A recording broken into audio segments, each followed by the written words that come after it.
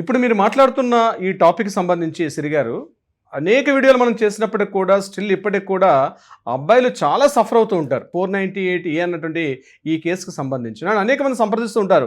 Sir దీని నుంచి remedy ఎలా చేయాలి? ఎలా చేయాలి? నేను అనేక వీడియోలు చేశాను అంటే కూడా లేదు సార్ ఇంకా మాకు స్పష్టత రాలేదు అని చాలామంది కూడా మనల్ని అడగడం కూడా తెలుస్తుంది. అయితే ఈ వీడియో చివరిదాకా చూసే ప్రయత్నం చేయండి. తప్పనిసరిగా ఎలా స్టెప్స్ తీసుకోవాలి, ఎలా మనం ఆ ప్రొటెక్షన్ నుంచి ఎలా మనల్ని మనం ఎలా కాపాడుకోవాలనుకున్నది వివరంగా చెప్పే ప్రయత్నం చేస్తాను.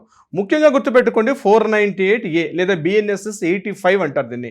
అంటే ప్రధానంగా మీ నుంచి భార్య వెళ్ళిపోయిన తర్వాత, మీ దగ్గర నుంచి భార్య దూరమైన తర్వాత ఫస్ట్గా వాళ్ళు చేసే పని ఏంటంటే పోలీస్ స్టేషన్కి వెళ్ళి మీ మీద కంప్లైంట్ చేస్తారు. పోలీస్ స్టేషన్లో మీ మీద కంప్లైంట్ చేసినప్పుడు ఫస్ట్ మీకు పోలీస్ స్టేషన్ నుంచి ఫోన్ వస్తుంది. పోలీస్ స్టేషన్ నుంచి మీకు ఫోన్ రాగానే మీరు భయపడాల్సిన అవసరం లేదు. గుర్తుపెట్టుకోండి, మీరు సింగిల్గా పోలీస్ స్టేషన్కి వెళ్ళే ప్రయత్నం చేయకండి.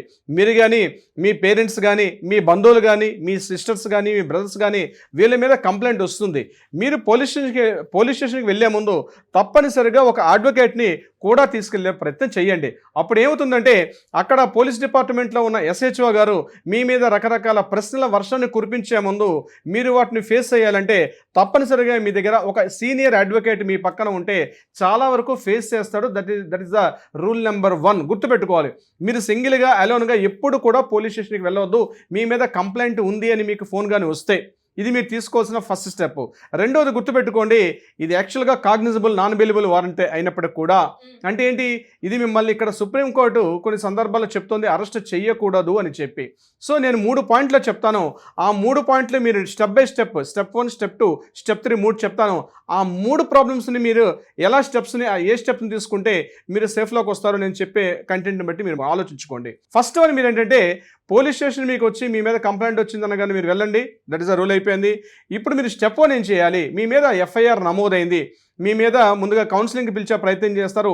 కౌన్సిలింగ్ జస్ట్ ఓన్లీ ఫార్మాలిటీయే కానీ దానివల్ల పెద్దగా ప్రయోజనం ఉండదు.